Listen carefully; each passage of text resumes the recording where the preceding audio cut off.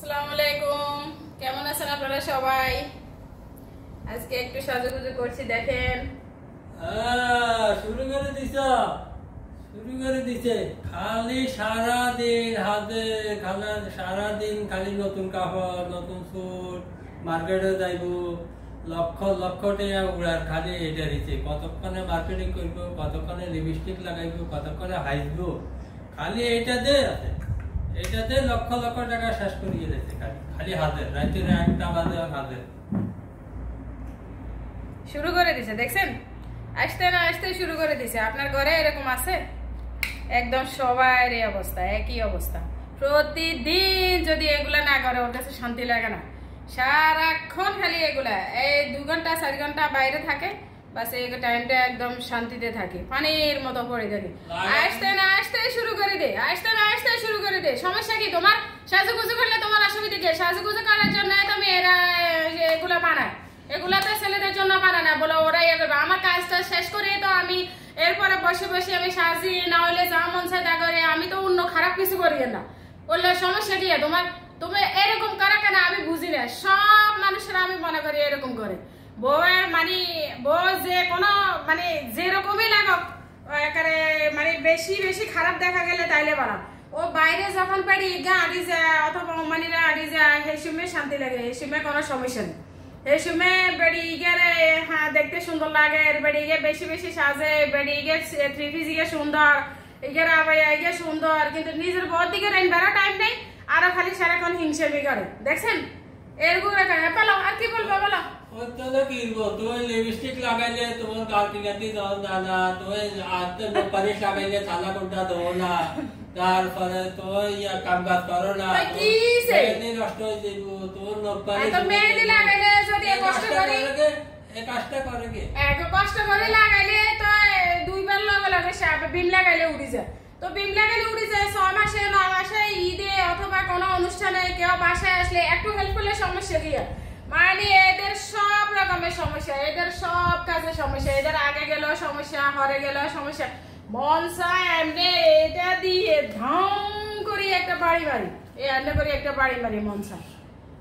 এখানে সব মানুষের শান্তি, নিজের বয়টা ভালো লাগে না, অন্যটা ভালো লাগে। সমস্যা তো আমার দর্শকের অন্য দর্শকের তো সমস্যা তো আমার। সমস্যা কি হয়? তুইও কাজ করো, আমিও কাজ করি, কাজ ছাড়া তো আর সংসার চলে না। আঙ্গুকটা কাজ ন, তঙ্গুটা খালি কাজ। সারাদিন তো হাইতে আয় না কই। হ্যাঁ তো হাইতে নাকি রে মাই তো বিশ্ব সুন্দরী, হাইতে নাকি কাম করে কত করে বাতগুন নাই নিজে বাড়ি খাইতে হয়। ওরে বাতগুন নিজে লই খায়, বেশি খাইবার লাই, নিজে ভয় খায়, বেশি খাইবার লাই। যদি আয় দি তাইলে যদি কম দি, অল্প অল্প দি, ইটালাই নিজে লই খায়, বেশি বেশি খাইবার লাই। তো অপেক্ষা করবা, আমি আনি দিলে তো আমি পরিমাণ মতো দিব, বেশি দিতাম না। কারণ খাওয়ার ঘরে তো আরো অনেক সদস্য আছে, তারাও খাইবো। এইটালে ঝগড়া করতেই হইব, নাহলে পেটের ভাত জমা না। প্রতিদিন এক টাইমে ঝগড়া করতে হইব। এটা অভ্যাসে পরিণত হয়ে গেছে। আজকে বিদেশে 18 বছরে ডেলি সাদরাতে দিনে ঝগড়া করে, সাদরাতে দিনও কিলাকিলি করে, এই অবস্থা করে। তারপরে যে শান্তিতে ঘুম আসে, ঝগড়া না করলে শান্তি লাগে না, এই অবস্থা। আর এখানে চুপ করা, খানা খামু, এই ওষুধ খাইছি, ডায়াবেটিসের ওষুধ খাইছি, খানা খামু, লিপস্টিক লাগাই খানা খামু, সমস্যা আছে।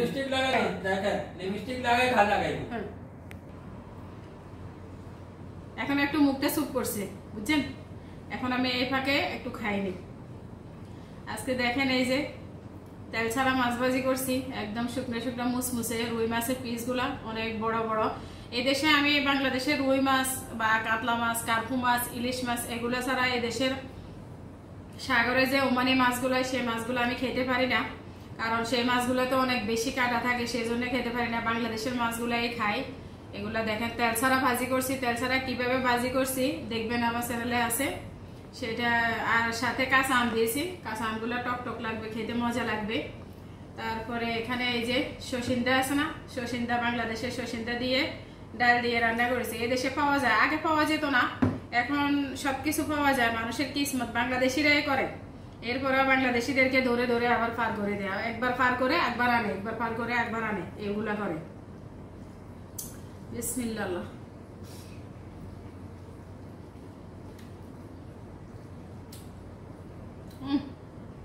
স্বাদ হয়েছে?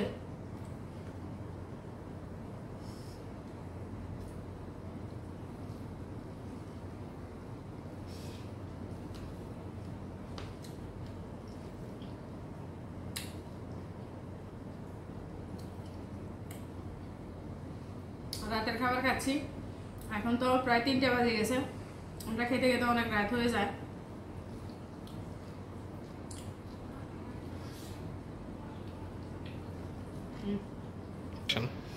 এই যে দেখেন, দেখতে দেখতে অনেকগুলো ভাত খেয়ে ফেলেছি। ডায়াবেটিস তো বেশি খেতে পারি না, কম কম করে খাই।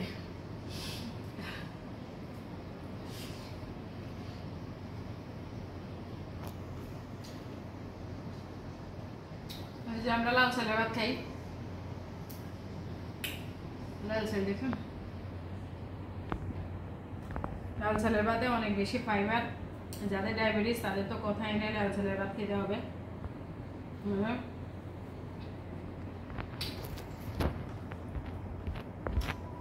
মনসা বাংলাদেশের একটু রোনমরিচ খাই, মায়ের হাতের খাবার খাই, বোনের হাতের খাবার খাই। মা বোনেই তো খাবার, কেউ খাবানি। এত বছর বিদেশ আসছি, মা ছাড়া আর কেউ বধুরা সালানি দেয় না কোনো সময়। বস্তা বস্তা কার্টুনে কার্টুনে মায় সালানি দেয়, কখন শুধু দিবে কারো কাছে এই অপেক্ষায় থাকে। বাংলাদেশের মাছ মিস করে, বাংলাদেশের পাটের শাক মিস করে। আমি বেশি বেশি পাটের শাক খাই, যেগুলা তিতে, এগুলা এই দেশে এগুলা পাওয়া যায় না।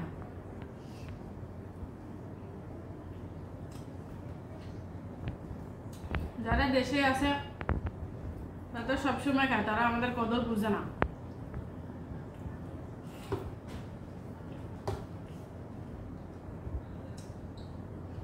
যারা বিদেশে আছে তারা বুঝে আমাদের কদরটা, আমাদের কষ্টটা।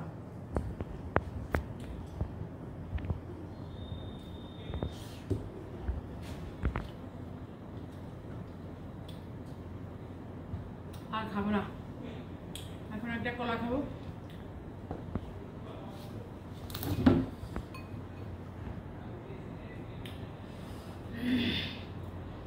আপনারা সবাই ভালো থাকবেন, আমাদের ভিডিওগুলো দেখবেন, দেখতে দেখতে ভালো লেগে যাবে। যদিও ভালো না লাগে তারপরেও দেখবেন, শত্রু হলেও দেখবেন। মাঝে মাঝে একটু শেয়ার করি। বসে থেকে কি করব বলেন, একা একা বসে থেকে কি করব? আমাদের চ্যানেলটা সাবস্ক্রাইব করবেন।